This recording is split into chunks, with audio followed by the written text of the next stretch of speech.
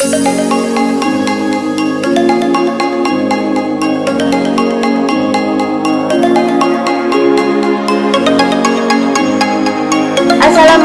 warahmatullahi wabarakatuh. Halo teman-teman.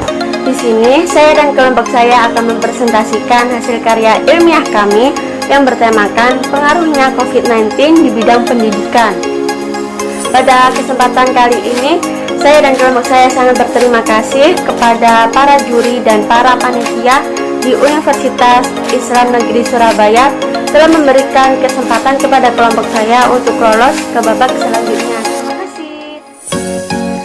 Sebelumnya, perkenalkan, nama saya Manggariska Putri Kristina dari Universitas Bayangkara Surabaya. Di sini saya semester 1 dan di jurusan Administrasi Publik. Dan rekan saya yang bernama Fatur Rahman Bahmid dan Fira Amanda. Di sini kita nggak bisa kumpul bareng, kita nggak bisa presentasi bareng karena kita masih di tengah-tengah pandemi COVID-19 ini. Sehubungan pandemi COVID-19, kelompok kami akan membahas apa arti dari COVID-19, bagaimana asal-usul COVID-19, bagaimana cara penularannya, bagaimana sistem pendidikan di dalam pandemi COVID-19, bagaimana solusi yang dilakukan di bidang pendidikan, dan bagaimana cara menanggulangi dan mencegah COVID-19 dengan benar. Saat ini, dunia sedang dihebohkan, sedang digentarkan dengan adanya berita virus corona atau yang biasa disebut dengan COVID-19. Virus ini mudah tertular dan sangat cepat penularannya kepada jutaan manusia dan mengakibatkan jutaan manusia meninggal dunia. Pada kasus ini diduga berkaitan dengan adanya pasar hewan yang berada di Wuhan yang menjual daging-daging binatang yang tak semestinya untuk dikonsumsi oleh manusia. Peranan ini sangat menggila karena bermunculan opini-opini manusia yang berbeda-beda. Saya akan jelaskan tentang apa sih COVID-19 itu. COVID-19 adalah penyakit yang disebabkan oleh infeksi virus SARS pertama kali diidentifikasi di kota Wuhan pada bulan Desember 2019. COVID-19 ini telah menyebar ke beberapa negara dunia, termasuk di negara kita, negara Indonesia. Jumlah kasus positif virus corona di Indonesia ini terus bertambah, terus berkembang. Jenis virus corona yang baru-baru ini ditemukan dan dapat menginfeksi jutaan manusia yang sangat cepat dan berkembang biak. Terdapat macam-macam virus corona yang dapat menginfeksi manusia. Dua virus diantaranya adalah virus yang kita semua kenal beberapa tahun yang lalu, yaitu penyakit MERS dan SARS virus. COVID-19 ini yang biasa dikenal dengan menyerang sistem pernafasan. Lalu, bagaimana asal-usul COVID ini bisa masuk Indonesia? Mulai menyebarnya virus ini pun diduga dari warga Indonesia yang melakukan kontak terhadap warga negara Jepang.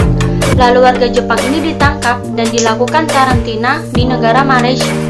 Dikutip dari negara Malaysia, menyebutkan bahwa warga Jepang yang positif COVID-19 ini memiliki histori perjalanan ke Cina pada Januari 2020. Pada kejadian ini, di mana warga Jepang dan warga Indonesia sempat bertemu dan juga menghadiri pesta dansa yang berada di Jakarta.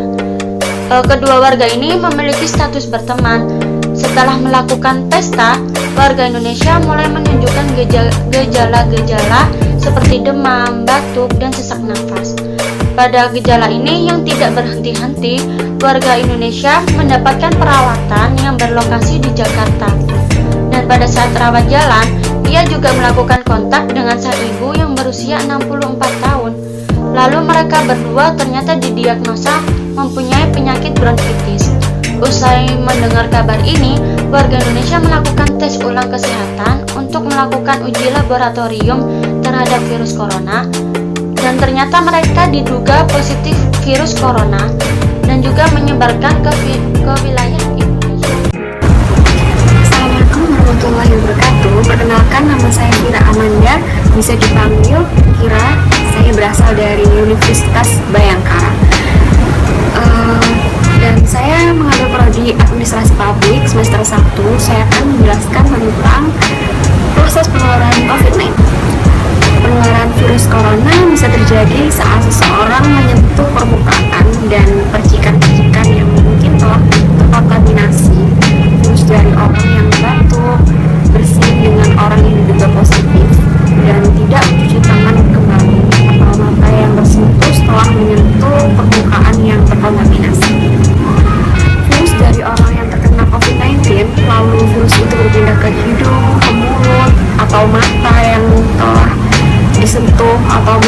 permukaan yang terkontaminasi, virus masuk ke saluran pernafasan dan bergerak ke paru-paru.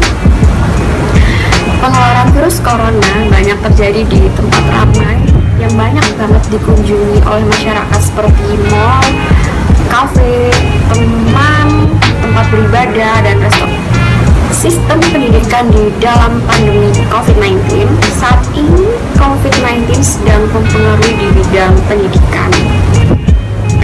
Terjadi cara yang begitu cepat setiap hari, status darurat sehari-hari, perubahan dunia pendidikan di tengah pandemi COVID-19 ini masih sangat dirasakan hingga saat ini.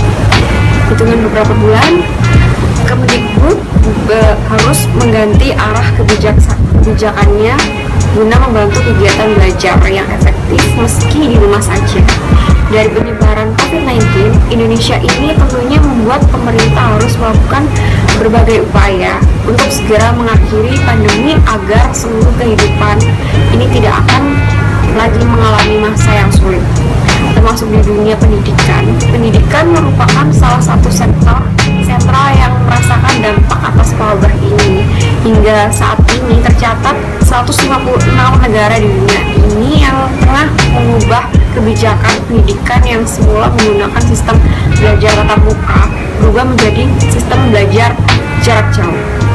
Indonesia pun tentunya melaksanakan hal yang sama dengan negara lain, yakni mengubah pola belajar siswa dari pendidikan dasar hingga pendidikan menengah hingga pendidikan tinggi menggunakan pembelajaran jarak jauh.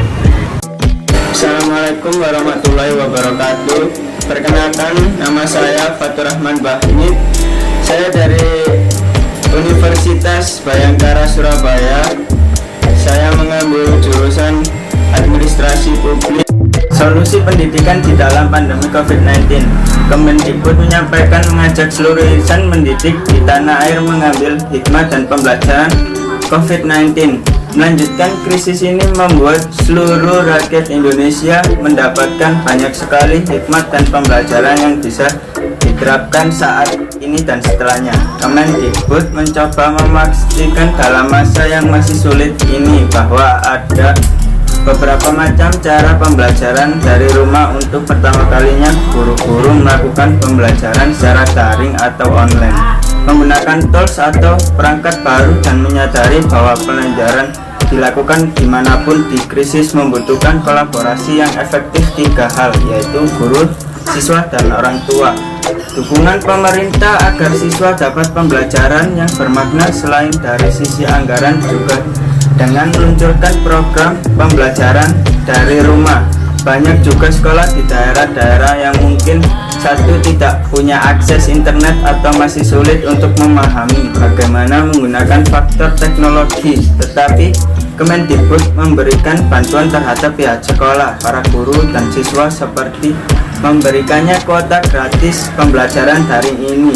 Pembelajaran secara daring akan berjalan lancar dan tidak ada masalah dengan pembelajaran daring ini. Cara menanggulangi dan mencegah COVID-19. Pemerintah Indonesia juga melakukan berbagai cara ampuh mencegah penyebaran virus COVID-19 ini, mulai dari jaga jarak, physical distancing, dan kerja dari rumah, belajar di rumah, hingga beribadah dari rumah. Namun angka kasus akan terus meningkat jika masyarakat tidak ikut berupaya mengatasi virus corona dengan menuruti anjuran pemerintah. Kewaspadaan memang sangatlah diperlukan. Selain itu, masyarakat juga harus tahu cara ampuh mencegah penyebaran virus corona. Cara mencegah untuk terhindar dari virus corona atau COVID-19 yaitu cuci tangan dan memakai masker, hindari sentuh wajah dan etika bersin dan batuk, hindari interaksi langsung, social distancing, dan meningkatkan imun tubuh. Sekian presentasi dari kelompok kami yang bertemakan tentang pengaruhnya COVID-19 di bidang pendidikan. Kurang lebihnya kami memohon maaf apabila ada salah kata. Non warahmatullahi wabarakatuh. Wassalamualaikum